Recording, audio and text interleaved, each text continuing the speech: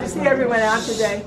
I think it's pretty nice weather myself because we're not getting the worst of anything right now. Just a gentle, well, a pleasant wind blowing around. I'm Carol Andren. Unfortunately, Don Jennings has resigned as our president, and I'm suckered in. I mean, I will be president until January when we have an election. So see me after the meeting if you'd like to run for president or something. There may be a space open there. We have, thanks to being an older person, I have this fear. I'm going to say the name Dave Wickham. I forget his name, but Dave has donated a plaque of thank you to Don Jennings, which is very nice, and for his service that he performed for us. He was a fine president, and due to his workload changing and some other personal issues, he's had to resign. He's moved to Titusville. But I'm hoping we'll get him down here to visit us and he can give us a report on Titusville. So, I'm expecting that. He owes me that. Excuse me. I did want to pay tribute to the loss of Bob Marks, who lost over the summer, and how wonderful it was that Bob was involved with our Historical Society, provided programs and guidance and education to us from time to time. He was quite an unusual person. He was a Marine tough guy, but he was tough without being a Marine too. So he was an extra tough Marine. And we also lost Jane Templeton in History World. Jane was a friend of Clyde Field, of Field Manor. Clyde, her name was Alma Clyde Field. I met her when I was involved with the Museum of Art and Science and got to know her and Jane. They were very close friends, and before Clyde passed away, she was ill, and she got together with Jane. They created a foundation, and the foundation owns Field Manor. Jane put her heart and soul into running that as though it was her own thing, I think. And I know she's missed up there and miss her here too. She started coming to our meetings as well, and some of us started going up there a lot. So, something to draw your attention to. Next month, our program will be the 100 Years of Sebastian Inlet. Excuse me. I have a chronic the rest of my life thing. It's fascinating if you ever see any of the old photographs of Sebastian Inlet. I think there was camping on the grounds. And I believe the inlet we know now is the second Sebastian Inlet. Is Barbara here? The second one, okay, which made it even more fascinating for me. You can imagine maybe the political implications, the contract and all that kind of thing that went with that change. To keep the German submarines up. And the German subs? Keep the German subs out during the war, they closed.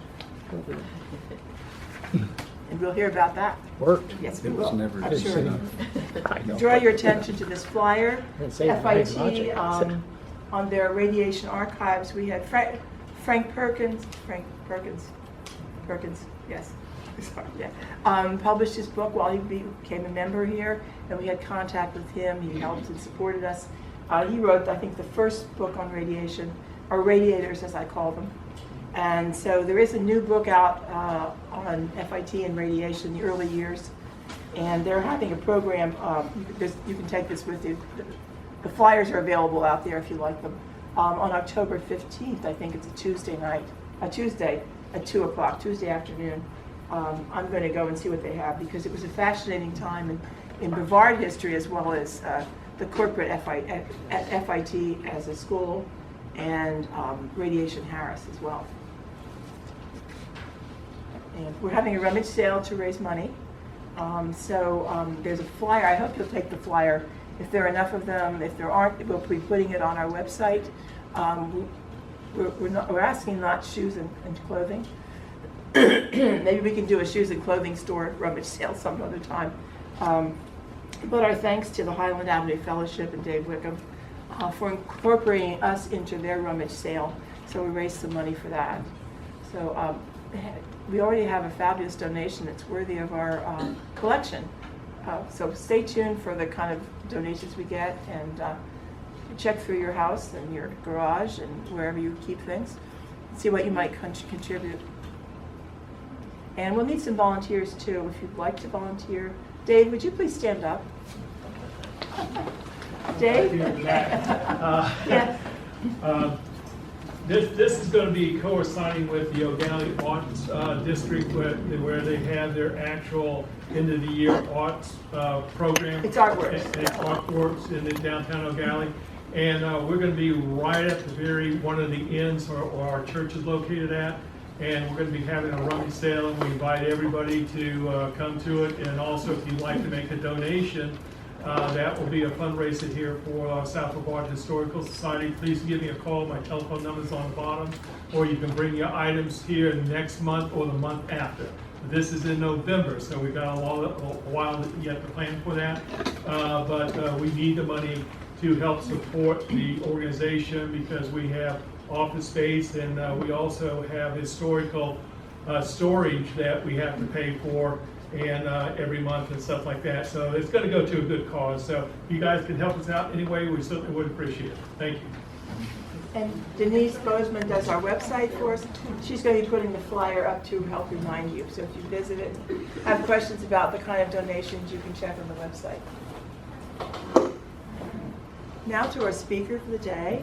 I embarrassed him last time because I said I kind of adopted him when I got to know him. His family, I've known him since he was in high school. And I've been very proud to see the way he's progressed.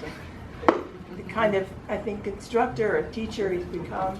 And Ben DiBiase is now Director of Educational Resources and is the Archivist for the Florida Historical Society.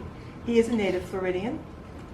And let's see, I took this from your website, but it's editor of French Florida, which he did a wonderful program for us. I don't know if you remember. I think that was the program you forgot that we didn't have the notes, we didn't have the slides. And he just held everybody's attention for that program. It's the first lecture I've seen in I don't know how many years without slides. And everyone was just caught on to the words. It was wonderful. A good experience. Unusual too. He's going to speak on the National Register of Historic Places, and I think some of you may know all of them, but for those of us who don't, he's going to acquaint us with some local ones that we can visit, and go up to and touch, and maybe help support. Okay, thank you, Ben. Great, thank you. Can everyone hear me okay? Yeah, very good. Well, good afternoon.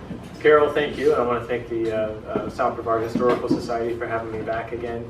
I really enjoy speaking here. This is great. And this year I did bring my visual aids, so it's a little bit better. They aren't great, but they're better than probably me just speaking.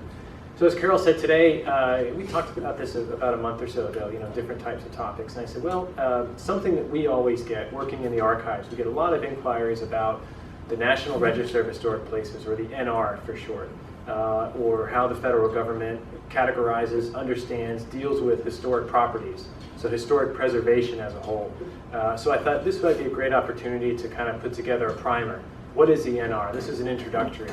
Dispel some rumors, talk a little bit about the process, and then list some of the sites that are here in Brevard County. There are just over 50 sites, or properties rather, that are listed on the National Register of Historic Places within Brevard County. The bulk of which are in central and in the southern part of the county, actually. And they run the gamut of different types of properties, from prehistoric all the way up to 20th century properties and sites. And I listed a few at the end, and I figured I'd talk a little bit about that. But I thought today, again, I'd give an introduction, talk a little bit about the process, the paperwork involved, because this is a federal program, so there is a lot of paperwork involved, the research that goes into one of these projects, and why it's important, for us to, as Carol said, support properties that are trying to achieve this designation, and work ourselves, because as the public, we are the best proponents for historic preservation anywhere in the country, whether that be Florida, New England, California, it doesn't matter. It really takes the public to preserve historic resources and prehistoric resources in this country. There are federal programs like the National Register, but money has always and will always be a factor.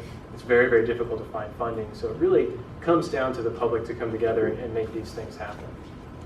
So the basic question, what is the National Register? And this is directly from their website, so I put them in quotations. It is the official list of the nation's historic places worthy of designation. Okay, now this is how the federal government defines it. And there's a lot of controversy with those words, and we'll talk a little bit about that. And their role is to identify and evaluate and protect America's historic and prehistoric sites. And lastly, they help qualified historic properties receive preservation benefits. And that may be oftentimes in the form of tax incentives. So the money that you put into preserving a property, oftentimes you can benefit at the end of the year through different tax incentives if you choose to preserve a property. But one of the frequently asked questions, at least one of the misnomers that we receive at the archive all the time about the National Register is, well, sounds like a wonderful thing, but I don't want any restrictions on what I can do to my property. The National Register is not an opt-in and you are now locked into some sort of rigid guidelines or specifications designed by the federal government. The National Register is largely a symbolic move. It's a symbolic designation. It doesn't really mean a whole lot other than the fact that the US government thinks this is important. It's now on a giant list called the National Register. The records are held up in Washington, D.C., so there's at least some historic record of this property or site or prehistoric site. But it really doesn't mean anything beyond that. And I always often use the example, you can get on the National Register and bulldoze that property tomorrow. Nobody's going to stop you, and it really doesn't do anything. The only thing is that it will no longer be listed on the National Register because it's no longer there, but the records will remain. And this happens often, unfortunately. Properties that were once listed on the National Register are now gone. But the records still exist in Washington, D.C. within the National Park Service records. So you can now research a property that was once there, but unfortunately it's now gone. So that's one of the frequently asked questions. If I get on the National Register, if my home, my private home is now on the register, I now can't paint my doors or change any sort of structure. It isn't true, but there is a bit of a caveat there. If you do alter the exterior of the building and this building qualifies on architectural terms, then it may possibly be delisted from the national list. But again, nobody can stop you from doing those sorts of things. So that's kind of a misnomer, and that's from the very beginning. They don't put those kind of restrictions on you, but there is an idea out there that I can't do much. I think oftentimes where that comes from are local and state historic district designations and changes. So if you live in Boston and places like that, there may be local ordinances that may restrict what you can and can't do with properties. In Florida, that certainly doesn't exist. But simply for the National Register, that doesn't exist. Now, there are close to 100,000 individual properties on the register and over 1 million altogether. And I'll explain kind of in detail what that means, but individual properties are, say, a private residence that was added to the register. There are almost 100,000 of those. Say a standalone building. That's a great example. But there are also districts, historic districts. And a historic district could be hundreds of buildings combined together, but they're under one National Register nomination. So in terms of actual pieces of property and sites throughout the country, there are well over 1 million on the National Register, which is quite impressive. That's quite a few sites. Again, there's a large portion of those that don't exist anymore, that have been torn down. I found this interesting. Almost every county in the United States has at least one site on the National Register. So the reach is absolutely nationwide. And Florida has quite a few. Florida has thousands of properties. Again, there are over 50 just here in Brevard County. Let's see, they have, I think that Florida has just under 2,000 properties listed on the National Register throughout the entire state. And that runs from prehistoric sites all the way up to 20th century buildings and private residences. And it also serves as kind of the first step for these tax incentives. And that's a big deal, I think, for a lot of people, say developers that want to level a building. There are some incentives if you choose to preserve that structure and get it on the National Register. The government can help you to at least save some money. So that's really the best incentive, I think, that they provide is that monetary incentive, which unfortunately, and as Carol can tell you, it all comes down to money. Historic preservation is inextricably linked, unfortunately, to money and raising funds. So what types of properties? The 5 categories here are kind of the general categories. First, of course, are buildings. Buildings are listed on the National Register. It's the most obvious choice. We think about a home, a school building, churches, but then you move into sites, and sites could be an archaeological site. A site could be a battlefield. It could be the ruins of a structure that once existed there. All of those kind of fall under the umbrella of just a site. Next, you have structures. And a structure, as defined by the Department of Interior, is any object or building or man-made constructed material that was not originally designed to shelter humans. That's how they define a building. A building is something that was originally designed to shelter humans or human activity. So a warehouse, a packing plant for oranges could be considered a building. But a structure is something like a bridge, or something that's original intended use was other than just shielding or sheltering human beings. Aircrafts, ships, an aircraft carrier could qualify for the National Register, and it's considered a structure. And again, historic districts, so that could be any collection of buildings. One major key there is that there must be continuity. So when you talk about an historic district, that district all has to be unified in some way. Great example is Monticello, which is up in Jackson County. They have one of the most beautiful historic districts in all of Florida, and it's all tied into this antebellum period plantation style homes that have all been preserved in this several block area. But there's that continuity. The continuity is the temporal space, the time period that they were built and the time period that they represent. I think I don't know if downtown Melbourne is considered an historic district on the NR. I don't think it is. But something like that, if the buildings were built around the same time period, represent a single architectural style, or were all part of a single event, then they all might qualify. So it gets really complex. And lastly, we have objects. And objects are oftentimes artistic in nature, so a mural, it could be a statue, a monument of some kind. These can all qualify for the National Register of Historic Places.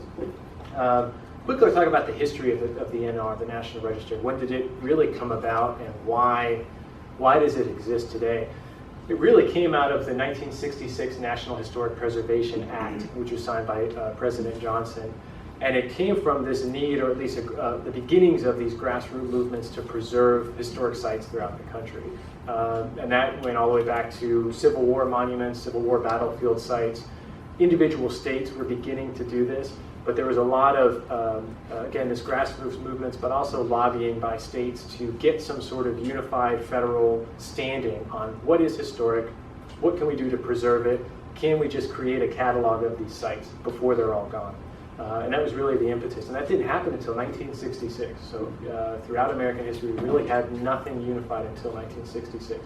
And even after that act was signed, it didn't have a whole lot of teeth, meaning there weren't initially established personnel assigned to work strictly on National Register. What it did do was loosely create SHPO offices, or State Historic Preservation Offices. We call them SHPOs. Each state has a historic preservation office, usually in their capital. Ours, of course, is in Tallahassee. And they kind of oversee the local on-the-ground work and then submit all of that material to Washington, D.C. And it was very broad-based. So again, the idea was to try and capture anything that we as a community, as a society, might deem worthy of preservation. Because I said at the beginning, this is the federal government. Well, technically speaking, we are the federal government. We decide, what we want to preserve and what we want to have preserved and recognize on this list. So this was just a unified effort to try and establish some kind of criteria, and that's really where this came from. From 1966 up to the 80s, you kind of had this coalescing of different government agencies. The Department of Interior, their National Park Service eventually kind of took over, which is who runs it now. But there were other offices who were involved. You also had tribal historic preservation offices and Native American lands that were getting involved. We had to get all of these people under one roof, start unifying documentation, clarifying stipulations, and defining, again, what we want to deem as being historic. And this was a difficult process, and we're talking about decades worth of work. And then several amendments. There were two amendments, major amendments done in 1980 and 1992 to the original Preservation Act of 1966. And that defined individual roles. So we had directors and associate directors, and then various levels of workers that came down. And then funding, so federal funding to SHPO offices. How do you share funding between state and federal governments? All of that kind of complex stuff that goes with any department. We started to sort of figure out when it came to historic resources. A lot of the probably the peak, at least, of nominations started occurring in the 1980s. People started saying, okay, this is a viable program, there's interest in these types of programs, and SHPO offices really hit the ground running with educational campaigns to try and get people aware of this program, and try and get people to preserve their individual properties mostly. People wanted to preserve their homes. So this old Victorian style home, it may be the last example of that structure in a particular area, and once it's gone, it's gone. So they at least wanted it to be listed on the National Register. And that's really what they try and do, is get examples of architectural styles for buildings, but also try and chronicle events as they become historic. And I'll talk about that. There are some exclusions to that too. There are things that sort of cannot be listed on the NR, or at least not without very special circumstances. So again, there are over 1 million properties listed. Many of those are part of historic districts. So this is how the nuts and bolts really work. If you're thinking about the NR and it says, okay, I've got an historic property, I have something that I think is worthy of being listed on the NR. So what do we do? How do we define that? Really, what are the parameters? And it comes down to what they call criteria. And a property must meet at least one criteria, and that could be, they could actually fall under several criteria. There are properties that probably fall under 3, 4 different criterion, but you have to meet at least one. That can be ownership history, architectural style, which is probably the number one, association with some sort of broad social historical event, which gets a little complicated, connection with historic events. And again, there are certain exclusions, and some of those exclusions seem kind of obvious, but some of them are a little bit, you may say, okay, age. Well, age must be the first thing, right? How old, how many years must pass before something is considered historic? The general rule of thumb, and remember, this isn't codified, but the general rule of thumb is 50 years. So anything from this point, from September of 1969, is considered historic, can be listed on the National Register. So when local governments and historic preservation offices are seeking to define broad structural reports, and they say, okay, well, what's nominated, what can be eligible for the NR? They look at the date, say 1969 or it'll be 1970 next year. Anything before that, we can actually possibly qualify for the NR. That's the first step. Is it old enough? Then you have to start looking at the individual criterion and say, okay, does it fall under one of these umbrellas or multiple umbrellas? And then from there, you have to prove that point. I always make the joke in the office when somebody comes in, I say, if there's ever a lawyer who's looking for something fun to do in history, this is it.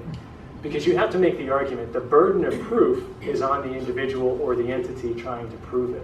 So they've set up all these parameters. Now you have to come together with all this paperwork and start spelling out why it falls. You have to make a case. That's exactly what it is. You're essentially writing a legal brief, 10, 20, 50 pages worth of research that have to be done to prove that this property qualifies under these criteria. So what are the criteria?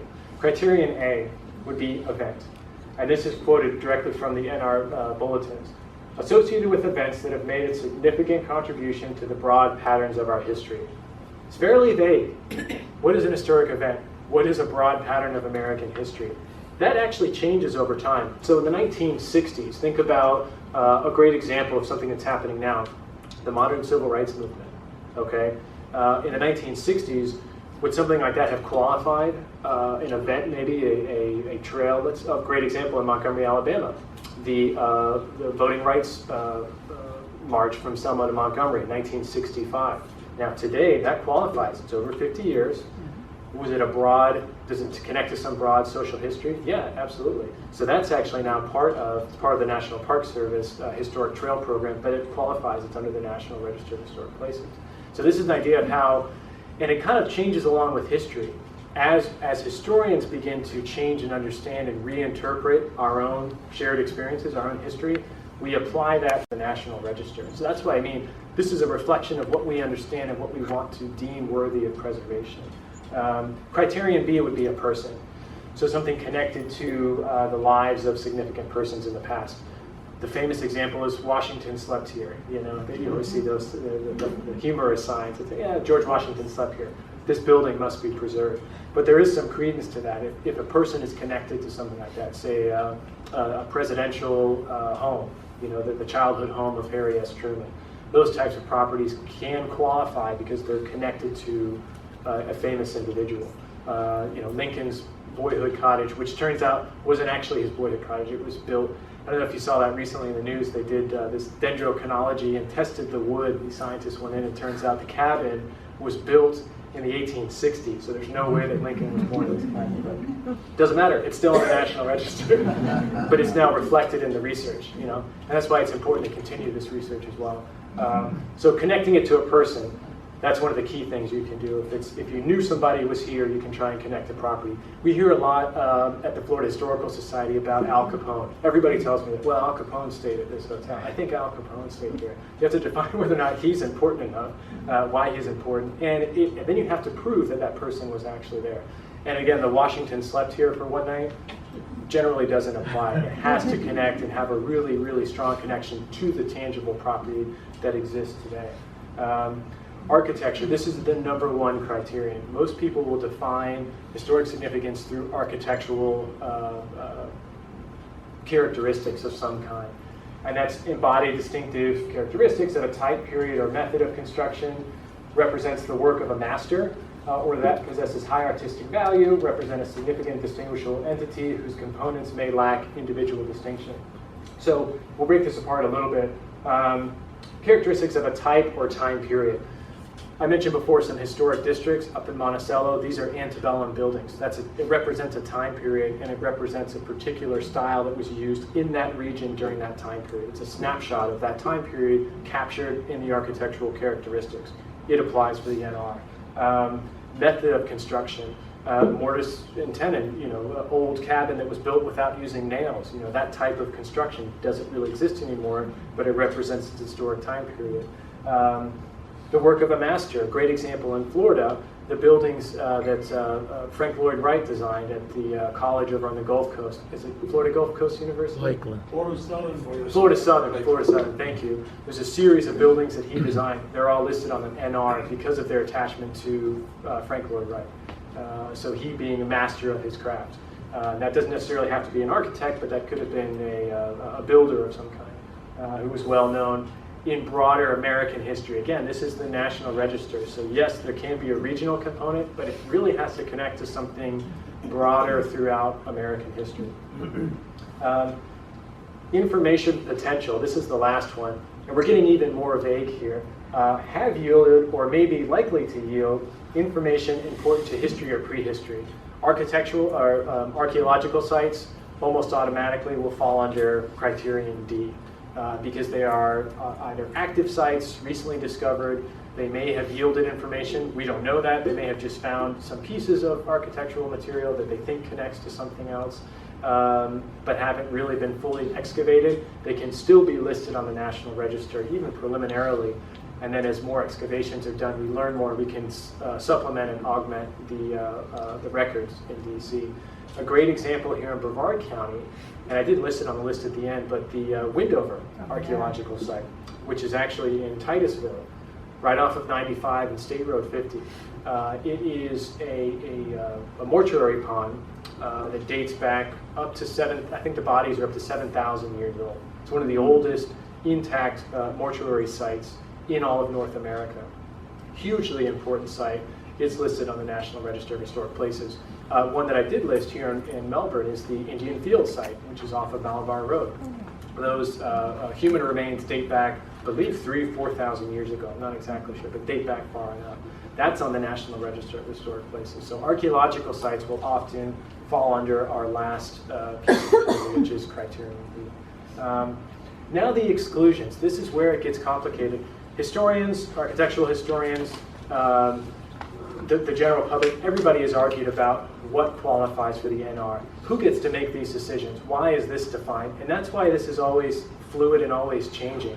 The National Register puts out bulletins. It's their official publications. It's how they define in minute detail why they've made these decisions, why they've excluded certain properties and certain sites. And to read through these bulletins alone, you'll spend hundreds of hours going through the bulletins just to wrap your head around why that all makes sense. And again, these are federal government programs, so there's a lot of paperwork. And it just builds and builds and builds and builds and builds. Because as we understand more about our shared history, we change and evolve. But there are a lot of exclusions. The first of which I talked about 50 years. If this is a building that's only 20 years old, you can almost automatically say, well, it's not included, it's just not old enough. But there are exceptions. And I say there are exceptions to every single rule. There are exceptions and there are exclusions, to the exclusions. So say it was a building built 20 years ago, but is connected to some famous individual and needs to be preserved, and there's some movement to do so, and you make a compelling argument in your nomination forms, it's very possible. It's happened in the past, but but it's very, very difficult. Most of these properties have to be at least 50 years old. Cemeteries. It's confusing often even to me, and it took me a while to kind of understand why. Because most people say, well, a cemetery, it's an old site. They're often very old cemeteries. But there's a cemetery and there's a burial in every town in America. So if we were to list every single burial, you would just flood the National Register with burials, with a headstone. But there are a lot of exceptions here. Now, if there are, and I'll give you a great example, one project I've been working on this year started last year into this year, is a multi-property listing, meaning it's multiple sites combined into one nomination for historic African-American cemeteries in Duval County, so outside of Jacksonville. It's actually a project that was started by the city of Jacksonville within their planning department.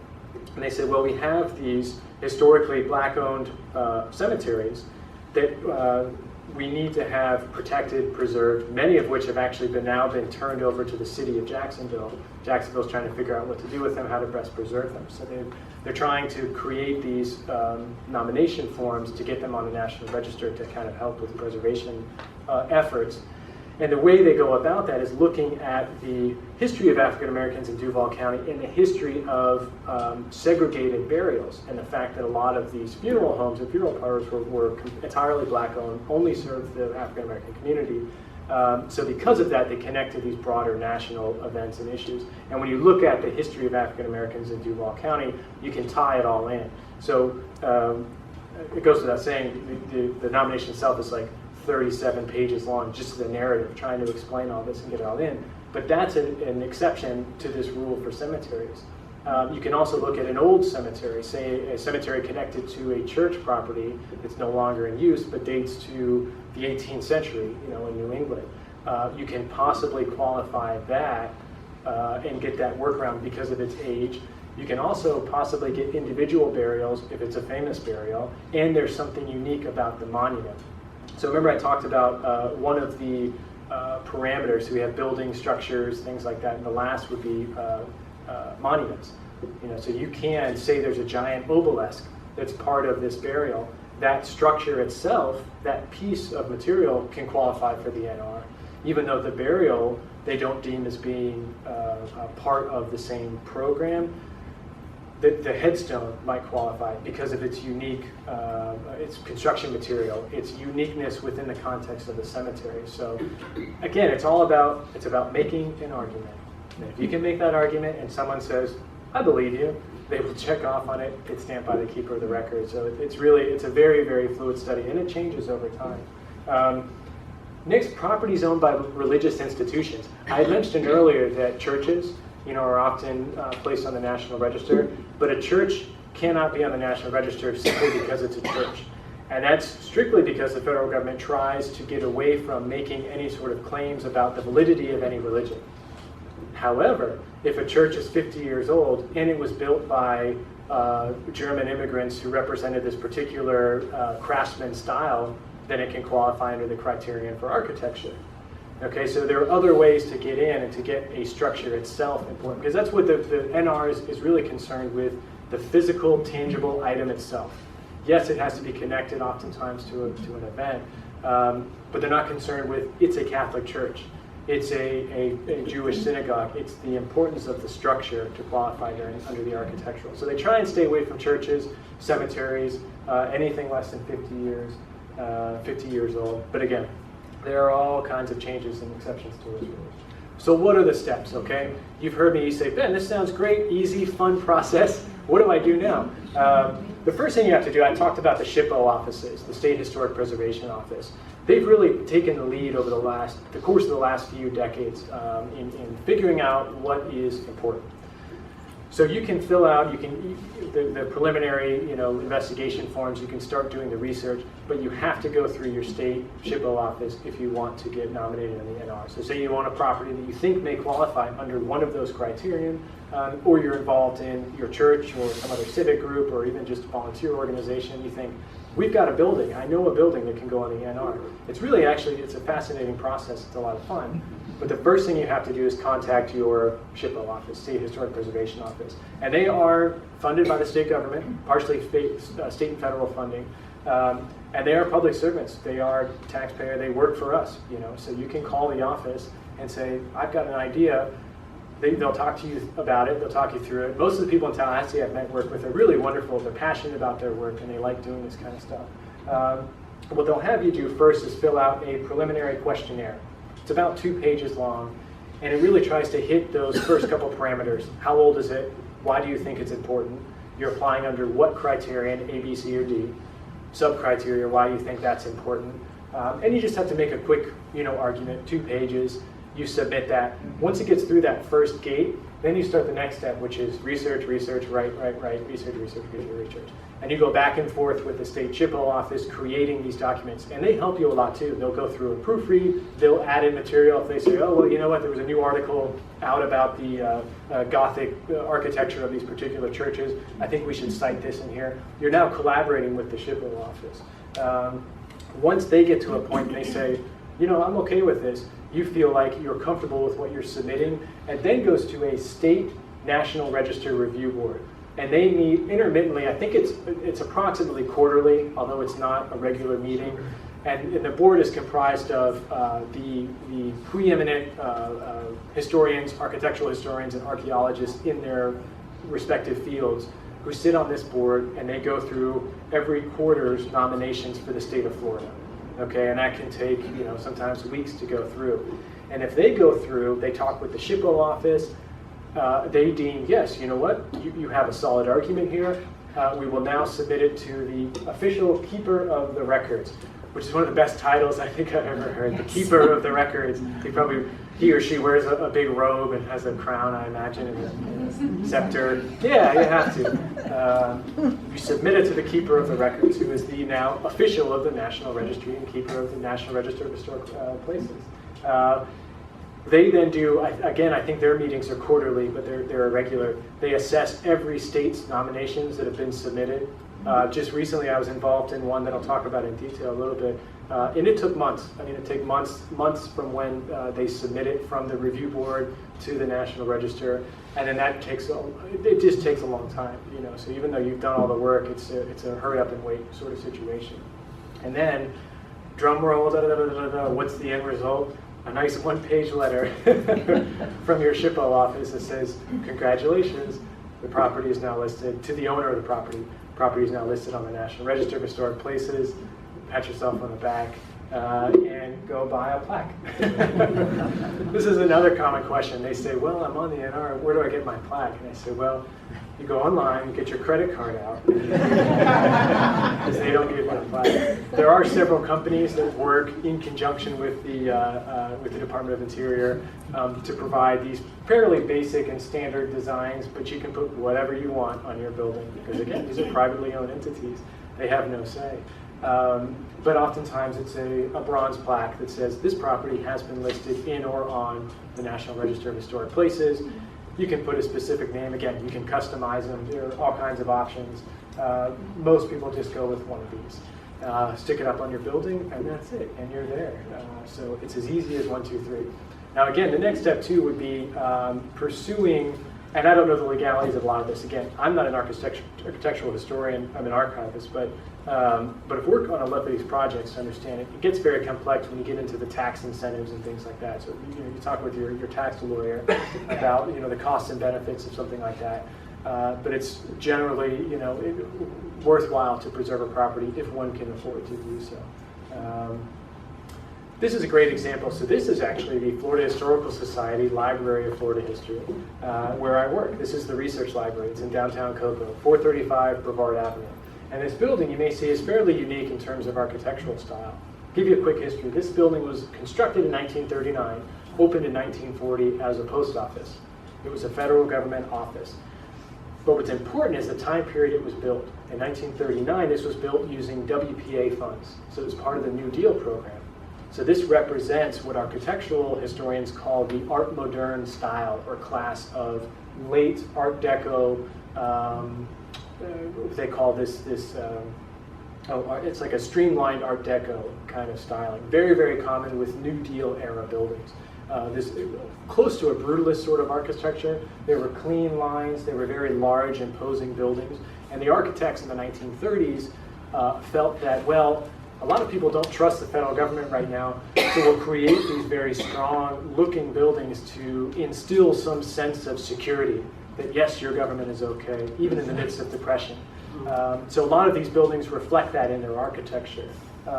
Unfortunately, however, a lot of the buildings constructed in this time period have now been destroyed, especially in Florida. There are only a handful of examples of WPA era buildings that still really exist today. Some predate that, they're part of a different style, what they call the Mediterranean Revival, that looks similar. But those that were actually funded by or tied to federal money, this actually came through the Treasury Department, qualify under what they call a New Deal multiple property listing program. So late last year, I approached our director and I said, listen, I think our building can actually be listed and I think it's worthwhile. We were doing some renovations on the building. I think it's worthwhile to pursue. I spent the next 6 months in between other projects trying to get it done, compile the information, work with the SHPO office, gather photographs, interview people who had worked in the post office, all of that information, anything I could get about why this building is important. And we connected it not only to the architectural parameters, but also to historic national events. A quick story. In 1962, when John Glenn landed after his first initial, it was a Mercury launch, Mercury Friendship 7, I guess it was. When he landed, the federal government had designed a special commemorative stamp. And some of you may have seen this. It's a Project Mercury stamp. What's interesting is that they did the entire program in secret. Nobody knew that the stamp was being designed, that it was printed, because the thinking was if John Glenn blew up, they were going to destroy those stamps. They couldn't send out these stamps if the guy didn't make it, right? So they did it completely in secrecy, and they sent the stamps to the Cocoa Post Office, because Cape Canaveral didn't have the actual Cape itself didn't have its own post office. Everything came through the Cocoa Post Office. So this unassuming bag that was under lock and key and armed guard arrived at the post office, was held in the vault. Nobody knew why it was there. And then at 3:45 on whatever the date was, I can't remember now, March something 62, I'd have to look it up. When he landed, splashed down the Atlantic, they got a call from Washington, D.C. The supervisor of the post office got a call. He said, open the bag and sell those stamps. But those stamps were only sold in stamped Cape Canaveral. They were canceled, Cape Canaveral, on the date of the actual launch and success, which is important for stamp collectors in this particular building. So that was our connection. I took that story and ran with it, grabbed newspaper articles, everything I could, interview people. We qualified under that criterion for event. So we had architecture, we had event, and that really helped. Anything you can do to help bolster your argument to say this building's important, it'll work. So we went back and forth several times, wrote the 20-page essay, submitted it all, went to the Keeper of Records department, they stamped it, and we got a little letter that's framed that sits up in the office, and then bought the $300 plaque as well. But that's an example. So we went through that process, and this is one of the examples here in Brevard County. But I just listed a handful that I thought were kind of interesting that represent different time periods and different types of properties listed that are right here in Brevard County that you can go visit. South Indian, it's actually Indian. It's not listed as being plural, Indians Field. It's South Indian Field. I made a mistake here in Malabar. The Porsche House, which was actually built in 1916, but it represents kind of an interesting architectural style because it used almost entirely coquina on top of a wood frame, which was very unique, kind of a Florida type of architectural style. The Community Chapel of Melbourne Beach, which was a small one-room building, but it qualifies under events, pioneer period, and also for architectural style. This is a surprising one. The actual crawlerway that the crawler uses at Kennedy Space Center, the crawlerway is listed as on the National Register of Historic Places. And the crawler itself, the actual movable thing itself, is in and of itself an historic piece of our nation's history. And there's a great example of the exclusion because that's outside of the 50-year period, because it was nominated back in the 80s or 90s, so it was still within that time period. But because of its connection to a national event, the Apollo program and subsequent programs space programs, it qualifies and is on the National Register, and it is preserved as something worthy of preservation. Launch Complex 39, it was also listed on the National Register. Here in O'Galley, the Gleason House, and also the James W. Rossiter House, which is managed by the Florida Historical Society. They're both on the National Register for their connections. I think they're both listed because of architectural design. But one here that's actually right around the corner is the Florida Power and Light ice plant. Have you been familiar with that? Have you seen it? It's right up here on US 1. That's on the National Register of Historic Places. In fact, I brought with me and printed out the nomination form so you can get an idea of how long these things are. But you can see the paperwork, the research that goes into something like this. And they actually qualified, first of all, under architecture, because it falls into a period of that Mediterranean revivalist style architecture, but also under commerce and industry, which fall under broad American history events. When they talk about the boom period of the 1920s, well, that's broadly speaking impacted all of America, so that can qualify. So there are a lot of different parameters with which a property can qualify. You just have to make the argument. Another one I grabbed was the Melbourne Beach Pier, which was an interesting one, added in 1984. A lot of properties in Brevard, believe it or not, were added in the 80s and 90s. Then there was a gap, not much happened. But just recently, in fact, in the round of applications that the Cocoa Post Office was in, we also got the Monroe High School, which is in Cocoa as well, which was a Rosenwald school built during the 1920s. And it was a privately funded endeavor to try and supplement the lack or really non-existent educational opportunities for African Americans in Cocoa. And the building is still there. It was taken over by the city of Cocoa. And that's what often happens because these nominations are so lengthy, they take so much time, individuals often don't take on that burden. So the burden then falls on state and local governments and municipalities. If they have, like the City of Melbourne has Historic Preservation Office, part of their job is to go through and survey these sites and then create nominations for the NR. In fact, I was working with a CRM firm, a cultural resource management firm out of Tallahassee, working in Montgomery, Alabama, doing the exact same thing. They surveyed all of these neighborhoods, and they surveyed every building that was built prior to 1969. And they're putting together a district nomination that will then be submitted to the National Register. So again, you've got to fill out the 30-page paper on why this particular region is important for these reasons, connect to this event and this and that. So that's really the process that we're shooting for. Again, this is just a sample list. There are quite a few more. But one of the best that you can actually go and walk inside would probably be the Rossiter House. You can actually tour the home. I brought a few flyers with me too, so if you get a chance, if you haven't been, just up the road here in O'Galley, you can tour through the Rossiter House and get a sense of, it's actually 3 separate structures built over the course of the late 19th century into the early 20th century. So you can kind of actually walk through and get a tangible kind of feel of what that was like. The FP&L ice plant right around the corner, you can see that structure. See how it's listed. Yes? Green Gables? Green Gables, yes, listed on the National Register of Historic Places. And I don't know, are they still doing tours with Green Gables? Can you get in and get a tour? Yeah, which is worthwhile. So a lot of properties that I think people may find surprising that qualify. Again, these archaeological sites, most people think, I never thought about that. There are ruins out in structures that are now protected. Any property that falls within a national park, any structure is automatically on the NR. Any national landmark or anything that falls under earlier acts prior to the 1966 Preservation Act are automatically on the NR. Another key feature, just if you're interested, if you go on the website, the National Register of Historic Places, you can search through a digital database, and they've digitized about 75% of every single record. So say you're going to go visit a particular state or a region, you can go on the National Register website and search through and then do a little tour of NR listed properties. Oftentimes they're advertised in other local municipalities, but it's certainly worth checking out if you like. And other than that, I think I'm out of time, but open to questions. Yeah, Colin. Just wanted to mention, the Brevard County Historical Commission Yes. has produced a landmark guide which lists the National Register properties as well as other landmarks throughout the county. Anyone that's interested can contact the Historical Commission. Also, some of the libraries will have a landmark guide available too, so if you wanted the opportunity to have a whole list in one little pamphlet, that's available.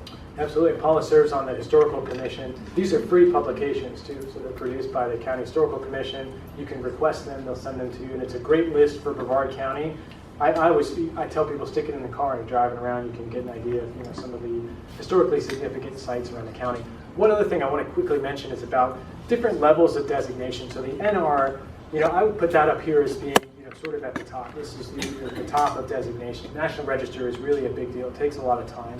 Below that, most states have what they call their own state, master files. In Florida, they have what's called a master site file. And the master site file is not publicly accessible, but you can write to the Division of Historical Resources, and you can submit forms for something that you feel like needs to at least be made aware to the state for whatever reason, for historic purposes. There are a lot of archaeological sites that may not fit into the NR parameters, but they certainly need to be designated through the state level. And then you have local levels, so like the Brevard Heritage Council, they give out, you'll see a lot of those little smaller plaques. That's kind of at the local and regional level. You'll see a lot of different municipalities have their own programs, oftentimes nonprofit programs, but sometimes they are brought about by the local city or state government. So there's a lot of different levels there too. But there's so much to learn. It's incredible. And there's so many great properties around that are worthy of preservation. Yes? If you go to that website, the descriptive historic portion of the application, is that viewable there? It is, yep. In fact, that's where I printed these just as an example. Okay. So what you'll see, if it's been digitized, not everything has been digitized. They list the historic narrative. And oftentimes you'll see in academic papers, citations, they cite the National Register. This becomes a part of the historical canon. So these are cited sources. These are verified, vetted source material. So there are inaccuracies. A lot of these were done 30 years ago, 40 years ago. So there are supplements that are sometimes made to the NR applications, or nominations, I should say. But yeah, you can find most of these right online. They're pretty interesting. Yes.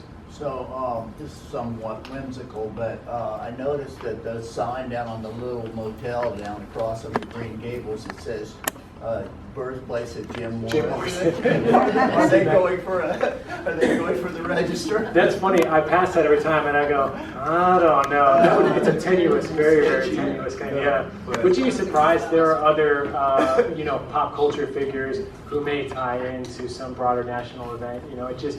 It just depends. If you can make the argument, and if you can produce documentation. That's the other thing. You have to prove it.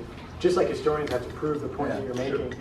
You've got to have something, a receipt, that he had signed, that showed that the times that he was here, a city directory that showed that somebody lived here during those time periods, something that gives you tangible evidence. But you never know. Yes? What tax incentives does Brevard County provide?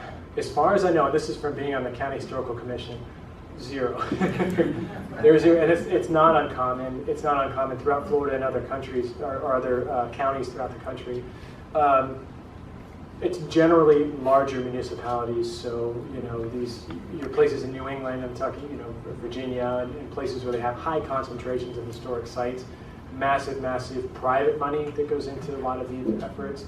But you don't see, I think even in Melbourne they have an historic preservation office, but I don't know that they have individual tax incentives, or like you said, even at the county level, I don't think they offer any incentives. And having sat on the County Historical Commission, there were always conversations about that. And I believe at one point the Historical Commission had presented a plan to the county years ago to try and create some sort of tax incentive initiative. And I think they adopted a resolution but never funded it, or they adopted and never really put any teeth in the legislation. So I think there's something on the books, but there's no enforcement. First of all, there's really nobody assigned to then take care of that. It's kind of like just making legislation and then not doing anything with it. So unfortunately, as far as I know, there's nothing in Brevard. Yeah, Jane. I think Ross Fostering has gotten something through in Titusville. In Titusville, that's right. They do have some in tax incentives. That's right. Yeah, and some criteria. Yes. There. And I just want to add, I lived in Orlando for a while, and the church that I attended in Winter Park wanted to expand, and they weren't able, anyway, they found what turned out to be a historic building like next door, and they had to keep the walls up, the front walls of that building. were kept intact, but then they got rid of everything else and put up a whole new structure behind Sure. that. So that when you go by, you have no idea that there's something brand new. There were other little caveats here too. If a project involves federal money in any way, then you start getting complicated. And if it's a federal project, say it's a federal agency that wants to do some sort of renovation on a building, and it may impact a listed site, there's a whole process. They now have to go through a review committee to get any sort of changes approved. And oftentimes it'll go into this sort of litigative process where they have to figure out and come to a middle ground of what the NR will accept and what the other federal agency is willing to deal with and pay for. So you come to this middle ground, they sign this agreement, and then they go forward with this project. And actually in the 60s, in response to the creation of the National Register, the Department of Transportation came up with their own legislation to protect these sites. Because if you think about it, roads are crisscrossing, infrastructure projects are everywhere. And infrastructure projects are most often the projects that impact NR sites. So what does the DOT have to do? They have their own set of parameters that they have to then go through, and the hoops that they go through. Oftentimes they'll hire these CRM firms to go out, dig a couple of holes and say, okay, if you're within 500 yards of a site, you have to go out and do these surveys before they can put in a new road. It happens all the time. It's all going on all over the country.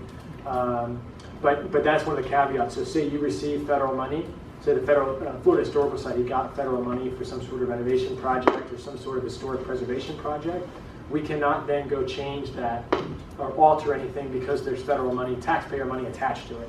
So that's where a layer of complexity is kind of added, depending on what happens. So there are, again, it gets so complicated, and it's a case-by-case basis. It's never really a cut or dry, kind of project.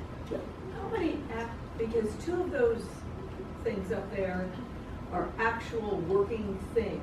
Right. The crawlway is still being used just the way it was, and I think they've done some renovation of the crawler, but basically the complex site, they've got new stuff. They've altered, yeah. How often does it happen that you do have something that's actually still being used for what it was Originally intended for? Yeah.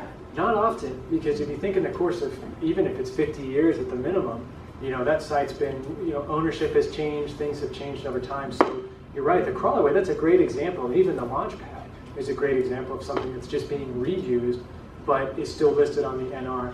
And the crawlers themselves, the actual machinery, are listed on the National Register as being historic, those vehicles. They're still being used, yeah. And that's part of the sort of the misunderstanding. So someone says, okay, now we're on the NR, and that's a federal agency. So what happens if they decide we can't afford to run these crawlers anymore? Well, then they have to go through this review process with the National Register, the advisory review board. But something like that, they'll look at the cost probably and do, okay, we just have to scrap it. But at least the research was done, and at least it was designated at one point. But yeah, that's a great point. Right. Okay. I guess we've got it. I've got to wrap it up. Thank you very much.